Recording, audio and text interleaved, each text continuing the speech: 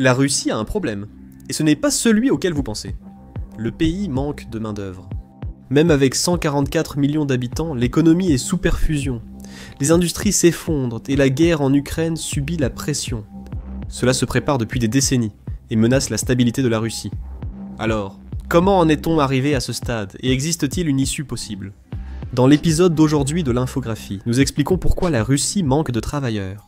Les signes de la crise démographique étaient déjà perceptibles il y a plus de 30 ans. Tout dirigeant attentif l'aurait vu venir et aurait essayé d'y remédier. Le gouvernement de Poutine n'a pas seulement ignoré le problème, il l'a aussi créé. La guerre en Ukraine, la politique et les changements industriels ont aggravé la situation. Mais tout a commencé avec la chute de l'Union soviétique, en 1991. Les années 1990 furent apocalyptiques pour les Russes. Le produit intérieur brut a chuté d'environ 40% entre 1991 et 1998, rappelant la Grande Dépression aux États-Unis. Mais ce déclin s'est produit en seulement quelques années. Et il n'y avait pas d'économie de guerre pour rassembler le pays. Le chômage a grimpé à 14%. Les économies ont disparu du jour au lendemain à cause de l'hyperinflation et les services sociaux se sont effondrés. Le gouvernement a simplement manqué de fonds pour la santé, l'éducation et les retraites. Tout cela a conduit à des problèmes démographiques extrêmes, avec un coût dévastateur en 2 temps. D'un côté, il y avait le taux de fécondité de la Russie, qui est passé de 2 naissances par femme en 1989 à 1,16 en 1999. Les experts estimaient que 2,1 était le taux nécessaire pour stabiliser la population. Cela signifiait que la Russie ne produisait même pas la moitié des enfants dont elle avait besoin juste pour maintenir sa population. La population était condamnée à diminuer, et lorsque la tendance a commencé à s'inverser, il était déjà trop tard. De l'autre côté, les taux de mortalité ont explosé à des niveaux rarement vus en dehors des zones de guerre ou des pandémies. En Russie, l'espérance de vie des hommes a chuté de 64 ans, en 1989 à 57,6 ans, en 1994, perdant plus de 6 ans en 5 ans. Les forces ayant causé l'effondrement économique tuaient aussi des gens. L'alcoolisme a grimpé. Dans les années 1990, les Russes buvaient en moyenne 32 pintes d'alcool par an, soit le double du seuil de crise sanitaire de l'Organisation mondiale de la santé. L'alcool figurait parmi les principaux tueurs du pays. En 1995, 75% des suspects d'homicide étaient ivres lors de leur arrestation. Les maladies cardiaques, dues au stress, à l'alcool et à une mauvaise alimentation, ont augmenté, et le système de santé russe n'a pas suivi. Après la hausse des décès en 1991, ils sont restés élevés jusqu'au début des années 2010, retrouvant alors les niveaux d'avant l'effondrement. Cela signifiait que les décès ont commencé à dépasser les naissances. En 1992, la Russie a compté 1,6 million de naissances et 1,8 million de décès, soit une diminution de 220 000 habitants en un an. On a appelé cela la croix russe, symbole inquiétant d'un pays où les décès montaient et les naissances baissaient. Cette tendance a duré 18 ans.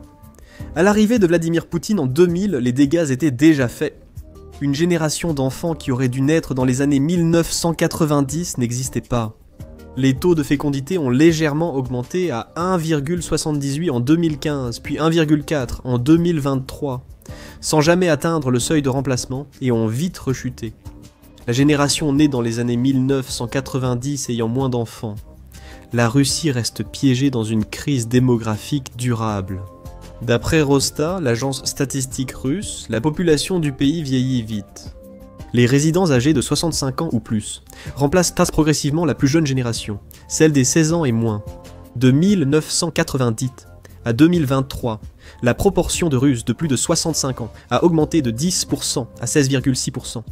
Au cours de la même période, la part des enfants et des adolescents est passée de 24% à seulement 18,5%. Et cela signifie que la Russie fait face à 2 grandes crises de l'emploi en même temps. Avant la guerre, les employeurs russes connaissaient déjà des pénuries de main-d'œuvre. Le chômage était à 4,4% fin 2021.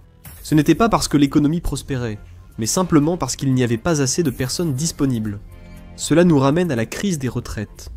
Avec le vieillissement de la population, la Russie a besoin de plus de cotisants pour son système de retraite. Avec moins de jeunes sur le marché du travail et plus de retraités, l'équation ne tient plus. C'est une crise qui ne fait que s'auto-alimenter. La bombe démographique était déjà activée quand Poutine a lancé son opération spéciale, devenant l'un des principaux accélérateurs du déclin russe en temps de guerre. Quand la Russie a envahi l'Ukraine en février 2022, l'économie subissait déjà de fortes pénuries de main-d'œuvre. La guerre a fait d'une reprise démographique lente une menace pour l'avenir économique de la Russie. D'abord, il y a eu la mobilisation militaire. La force d'invasion initiale de la Russie était estimée à environ 190 000 soldats, issus des unités militaires professionnelles et des soldats sous contrat. Face à l'augmentation des pertes et à la prolongation de la guerre, Vladimir Poutine a dû annoncer en septembre 2022 une mobilisation partielle rappelant 300 000 réservistes. En réalité, la mobilisation a retiré beaucoup plus d'hommes de la population active. Près de 490 000 hommes ont été mobilisés en 2022. De nombreux hommes mobilisés provenaient de secteurs clés dont l'industrie de la défense qui a perdu des travailleurs au profit de l'armée nécessitant leurs armes. Puis vint l'exode. Des centaines de milliers d'hommes russes ont fui le pays avec leurs familles, essayant d'éviter la conscription et les persécutions du gouvernement. Environ 700 000 à 900 000 Russes ont quitté le pays, en 2022 beaucoup, se rendant au Kazakhstan, en Arménie, en Géorgie et dans d'autres anciens États soviétiques. Selon certaines estimations, ce chiffre atteindrait près d'1 million dès la première année de l'invasion. Ceux qui partaient étaient jeunes, instruits et qualifiés, exactement les travailleurs que la Russie ne pouvait se permettre de perdre. Durant les 2 premiers mois de la guerre, 81% des partants étaient diplômés universitaires, contre 27% dans la population générale. Ils avaient en moyenne 32 ans, contre 46 ans au niveau national. Le secteur informatique a perdu entre 100 000 et 170 000 travailleurs, soit jusqu'à 20% de sa main-d'œuvre. Il y a aussi les morts causées par l'invasion. À la fin de la première année, la Russie avait déjà épuisé toute sa force d'invasion, et même plus. Le nombre total de victimes était estimé à plus de 200 000, et il a ensuite été suggéré qu'entre 66 000 et 88 000 soldats russes ont été tués de février 2022 à décembre 2023. Et la plupart des analystes sont d'accord, le taux de perte ne ralentit pas, il s'accélère. À la mi-2025, les pertes russes en Ukraine ont dépassé le million, avec entre 200 000 et 300 000 morts, selon des estimations prudentes. Ces pertes s'excluent définitivement des hommes, en âge de travailler de la population active. De nombreux blessés nécessitent des années de thérapie ou de pensions anticipées financées par l'État, accentuant la pression sur les programmes sociaux et le faible nombre d'actifs. Cela se voit dans les taux de natalité. En 2024, 1,22 million de Russes sont nés, à peine plus que le record bas de 1,21 million lors de la crise post-soviétique. Mobilisation, émigration massive et hausse des décès ont provoqué une pénurie de main-d'œuvre historique. À mi-2025, le chômage est descendu à 2,2%, indiquant que le pays a presque épuisé sa réserve d'employables. Les problèmes de main-d'œuvre et démographie en Russie venaient aussi d'un modèle économique inadapté. Avant l'indépendance de la Russie, l'alcool était sa principale exportation et source de taxes locales, contribuant au taux de mortalité lié à l'alcool. Dans les années 1990, la Russie est devenue un État pétrolier. Le pétrole et le gaz ne faisaient pas que soutenir l'économie. Ils étaient l'économie. Au sommet dans les années 2010, les exportations d'énergie représentaient les 2/3 des revenus totaux d'exportation de la Russie et fournissaient environ la moitié du budget du gouvernement fédéral. Le boom pétrolier a rendu une poignée d'élites incroyablement riche et a donné à Poutine l'argent dont il avait besoin pour reconstruire et stabiliser la Russie pendant les 20 années suivantes. Mais cela a eu un coût. L'industrie manufacturière, les services, le commerce de détail et l'hôtellerie ont souffert, le secteur de l'énergie attirant les talents par des salaires et profits supérieurs. Le secteur de l'énergie emploie étonnamment peu de personnes. L'extraction et le raffinage du pétrole et du gaz sont des industries à forte intensité de capital, gérées par d'énormes machines et une automatisation poussée. Le secteur comptait près de 1,2 million d'employés en 2020, soit 1,5% de la main-d'œuvre. Pendant ce temps, il générait 20% du produit intérieur brut de la Russie et jusqu'à 40% des recettes de l'État. Le secteur de l'énergie a créé de l'emploi via l'augmentation des dépenses publiques, une grande bureaucratie, des pensions et des postes publics pour ceux sans emploi privé. Ces emplois, stables mais peu payés, ont rendu le marché du travail russe rigide, avec peu de mobilité ou de reconversion, d'autres industries étant quasi inexistantes. La géographie a empiré le problème. La richesse énergétique de la Russie est surtout dans des régions isolées comme la Sibérie occidentale. La majorité vit dans la Russie européenne, surtout autour de Moscou et Saint-Pétersbourg, mais les rares emplois bien payés du pétrole et du gaz restaient inaccessibles, sauf pour ceux prêts à s'installer dans des régions isolées et hostiles. Puis la guerre est survenue, aggravant l'effondrement d'un système économique déjà fragile. La production et les services militaires croissaient sans profiter à l'économie.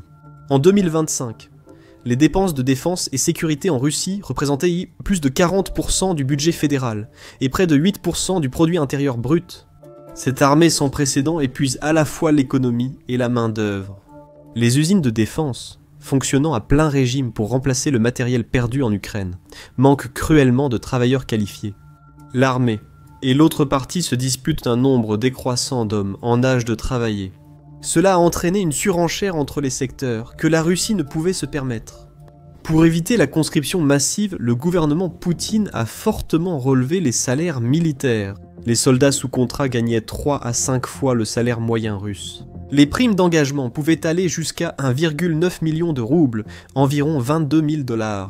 C'est plusieurs années de salaire en un paiement unique. La guerre a aussi affecté les industries du pétrole et du gaz. Les sanctions ont paralysé les exportations légales russes, obligeant le pays à utiliser une vieille flotte de pétroliers étrangers pour échapper aux inspections. Cela a entraîné des trajets plus longs, des prix plus bas et moins de bénéfices. L'Ukraine a commencé à frapper en profondeur en Russie avec des drones longue portée visant des raffineries près des oléoducs vers l'Union européenne, exposant des infrastructures critiques à des attaques répétées. L'industrie manufacturière et la construction se sont effondrées sous les mêmes pressions, les sous-traitants de la défense ne pouvant offrir de salaires compétitifs. À mesure que l'économie russe se resserrait, un paradoxe est apparu. L'État pouvait forcer les entreprises à accepter des contrats militaires à des prix insuffisants pour couvrir leurs coûts, sans même évoquer le bénéfice. La situation a empiré. De nouvelles lois rendèrent les entrepreneurs pénalement responsables en cas de refus ou de non-livraison de commandes. Tout cela a créé un cercle vicieux. Les pénuries de main-d'œuvre ont réduit la production et les recettes fiscales, forçant le gouvernement à réduire toutes les dépenses, sauf celles de l'armée. Cela a compliqué la vie civile, incitant plus de travailleurs à rejoindre l'armée, seule source de revenus fiables.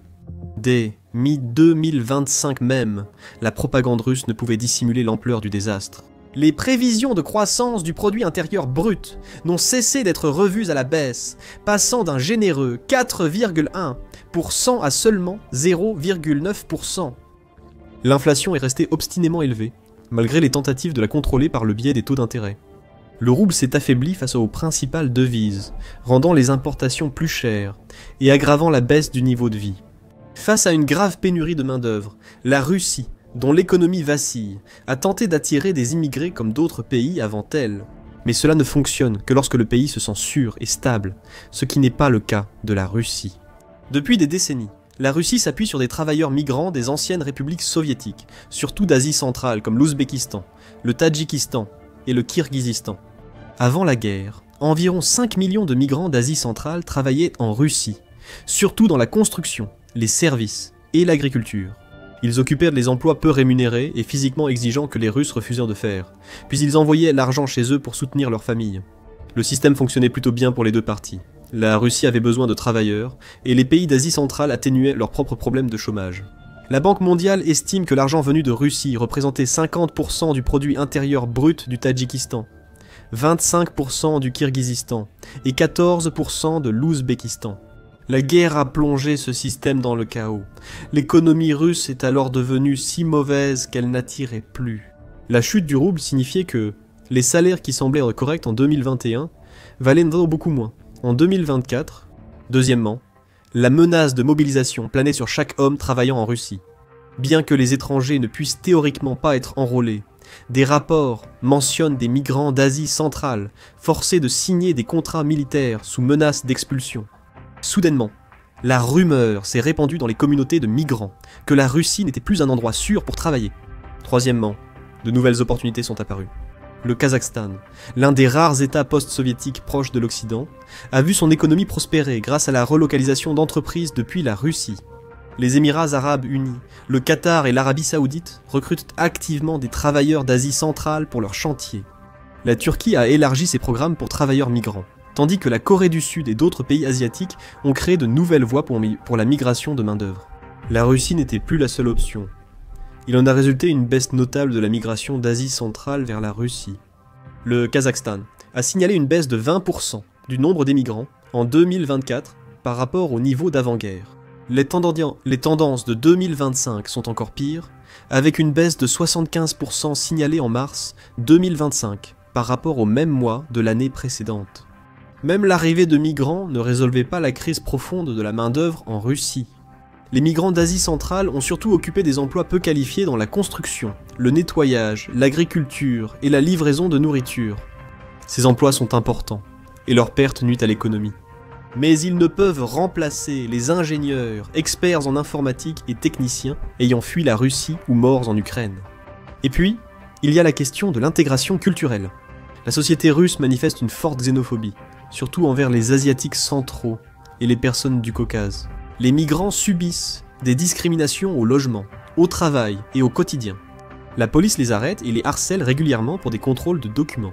Cet environnement hostile rend la Russie moins attrayante et l'intégration des migrants presque impossible. La migration ne se fait pas là où les travailleurs sont le plus demandés.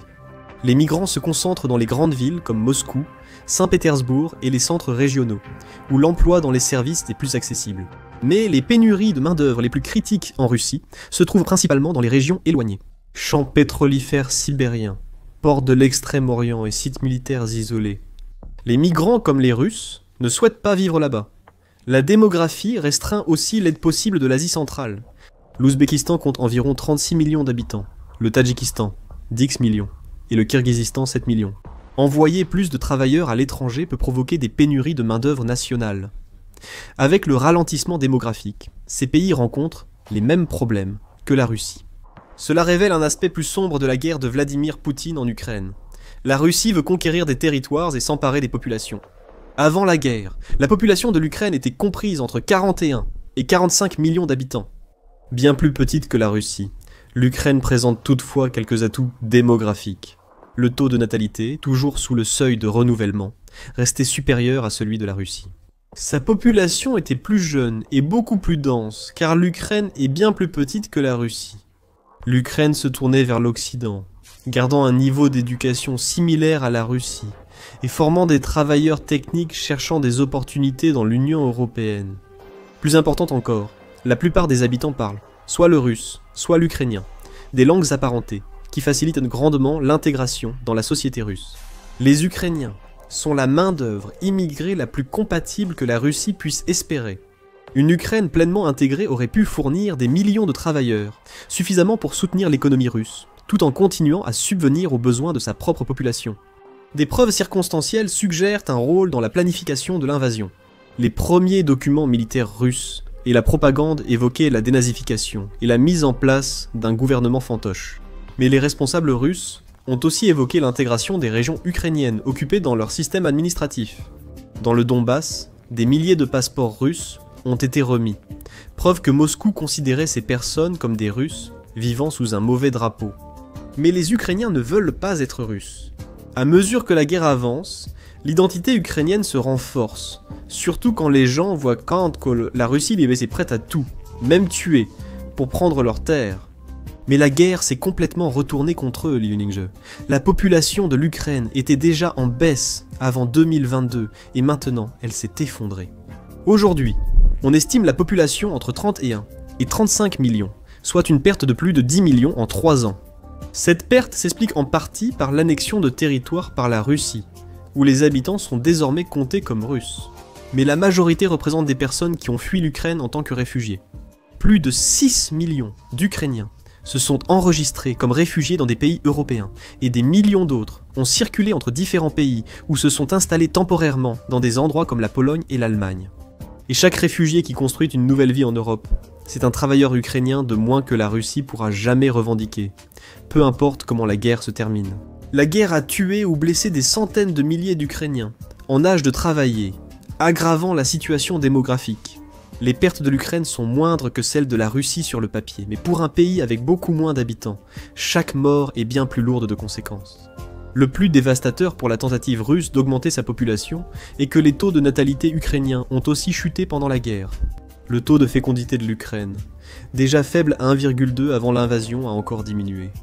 Dans certaines régions, la natalité a chuté de 30 à 40% en 2 ans, la moyenne nationale étant désormais sous 1%. Même si la Russie prend toute l'Ukraine demain, la population future resterait bien inférieure aux prévisions d'avant-guerre. La Russie cherche à gagner des habitants par la guerre, mais cela tue ses citoyens et pousse d'autres à fuir. La population diminue encore, poussant le pays vers encore plus de combats et des pertes encore plus grandes. C'est une catastrophe qui s'auto-entretient. Le gouvernement de Poutine fait face à des solutions limitées pour cette crise. À avoir plus de bébés ne réglera rien rapidement. Il faut des décennies, avant qu'ils n'arrivent sur le marché du travail. L'immigration n'aidera pas non plus. Les pays voisins manquent de population, d'argent, et la Russie n'a ni le capital ni la technologie pour automatiser. La Russie restera sans doute une grande puissance grâce à ses armes nucléaires, son territoire et ses ressources. Mais son influence diminuera à mesure que son économie prendra encore plus de retard sur l'Occident et l'Asie. Si Moscou n'arrive pas à maintenir son économie ou ses infrastructures sur un territoire aussi vaste, le manque de main-d'œuvre pourrait pousser certaines régions vers une plus grande autonomie, voire l'indépendance. L'effondrement de l'Union soviétique a prouvé une chose, même les plus grands empires peuvent s'effondrer de l'intérieur. Ironiquement, la pénurie de main-d'œuvre en Russie découle de décennies de déclin économique et démographique. Depuis les années 1990, Poutine a été confronté à un choix. Il pouvait gérer une transition difficile ou gaspiller le reste du capital humain russe dans une guerre perdue d'avance. Il a choisi la seconde option, et la Russie en souffrira pendant des générations. La Russie manque sans doute de main-d'œuvre, mais ce n'est qu'un des nombreux problèmes du Kremlin. Regardez un ancien agent de la CIA expliquer pourquoi Poutine est en difficulté pour comprendre pourquoi son emprise sur le pouvoir s'affaiblit, ou cliquez plutôt sur cette vidéo.